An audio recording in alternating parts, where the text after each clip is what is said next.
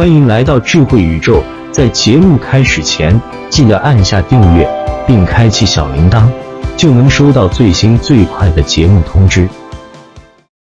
据传，美国除了神秘的51区之外，美国还有一处与外星人有关的盗隙基地，位于新墨西哥州的一个不起眼的小镇地下。据说里面藏匿了大量的外星人，还有各种各样关于基因的研究项目。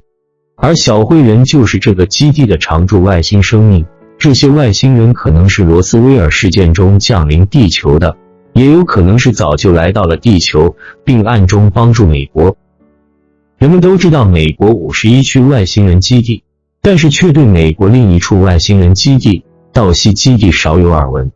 盗隙基地又称作多西基地、杜尔塞基地，英语 Dark Space。 这处基地位于美国新墨西哥州北部，靠近科罗拉多的一个镇子。这个镇子本来挺正常的，但是多年来一直传闻这里有一个地下军事基地，甚至有人说这个基地的最底层就是由外星人直接控制的。而据传，美国能够这么强大，也与这个基地有着千丝万缕的关系。1947年，美国一家木材公司在这里建造了一条公路，但是这里最终并没有储存过任何木材，之后不久这条公路也被铲除了。不禁让人们猜想，这一切只是为了建造秘密盗隙基地而采用的伪装而已。1967年，政府在离盗隙地区西北方21英里处进行了名为除虫行动的地下核爆炸试验，当量为29000公斤 TNT。 然而由此次爆炸所造成的天然通道也侧面印证了此前的猜测。当地居民回忆说，当时漫天都是军用直升机，并且经常看见天上有许多的不明光线。根据当时的媒体报道，当地出现了很多动物发生不明异变的现象，河边还出现了巨大的可疑脚印，甚至当地还反映有居民被不明人物挟持。人们都相信这些怪异的事件或多或少都和这个盗隙基地有关。1979年，一个名叫保罗·班纽维兹的商人，他坚信自己与外星飞船有过无线电交流。他在阿布奎基周边地区持续拦截到的电信讯号一定是来自外星太空飞行器，或者是他们的军事基地。他在进一步调查后，他惊奇地发现所有的无线讯号都来自于新墨西哥州盗隙地区的一个地下基地。但是在1995年之后，出现了更加让人信服的证据。由曾经在基地工作过的人员偷偷带出在基地内部偷偷拍摄的图片，但是据说这些前员工目前均已被自杀身亡。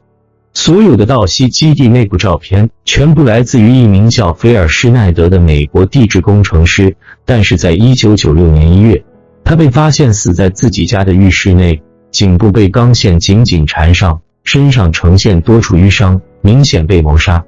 但整件事情最令人震惊的地方是，警方竟然对外公布说死者是自杀。当时在美国社会引起了轩然大波，大家都在猜测这个宗神秘的案件真相到底是什么。这个案子至今没有其他进展，但是根据有心人的调查，发现死者菲尔施奈德曾在1995年5月公开过他在1979年为美国政府工作时的骇人经历。他说，而那些内容不单只是美国政府的机密，甚至关乎全人类的发展，而这个机密正是盗隙地下秘密军事基地。原来在1979年之前，他作为爆破工程师曾受美国军方雇佣在新墨西哥州盗西区位一处寸草不生的沙漠地区，协助军方修建一座大型地下军事基地。而在基地的最底层，他居然遇到了一大群那些只会在科幻电影中出现的天外来客灰人。但不幸的是，灰人袭击了他们，幸好在旁的一名特种兵马上赶过来，把他身上那些巫术般的火焰扑熄，再把他拉到最近的升降机，最终才逃过一劫。当施奈德醒过来时，已经身处在医院。军方没有对他透露太多，只知道当天在地底战斗的66人，除了他和另外2个加拿大人，其余全部被灰人杀死。2年后，施奈德继续接受军方雇佣工作，他一边帮助研究飞行器，一边还偷偷搜集和外星人相关的机密情报。随着施耐德手上的机密资料越来越多，他发现原来美国政府在很早之前就已经在和外星人进行合作了。在1995年，也就是他死前的一年，菲尔·施耐德决定对外公布道西基地和外星人的存在，并要求美国政府向公众说出真相。他的演讲不单只揭露了道西基地的存在，还包含了秘密政府各种可怕的计划，例如几百公里长的囚犯火车和外星飞行器。当中最令人震惊的地方是，施耐德准确预测了2001年的911袭击。演讲最后，菲尔·施耐德说自己已经有8个战友被自杀，而且暗示他自己也可能是下一个。但他决定博弈强权，宣布将会把他和战友们搜集的有关秘密政府的14万多页文件上传到网际网络。当时在场的大学生的反应可能和屏幕面前的你一样，认为菲尔·施耐德的演讲只不过是一个疯子在胡言乱语，只能用作吐于后饭的话题。直到1年后，菲尔·施耐德被人发现倒卧在自己的公寓里，气绝身亡，就正如自己预言一样。而那些机密资料只有少部分泄露，大部分均已被军方没收。这里到底发生了什么？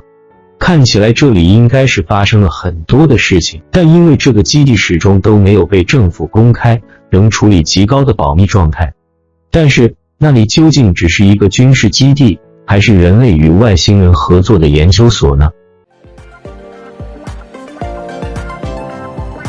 今天的分享就到这里，感谢你的收看。喜欢这则影片，记得按下订阅，并随手帮我们点个赞。别忘了把影片分享给你的朋友，让我们的生活更精彩充实。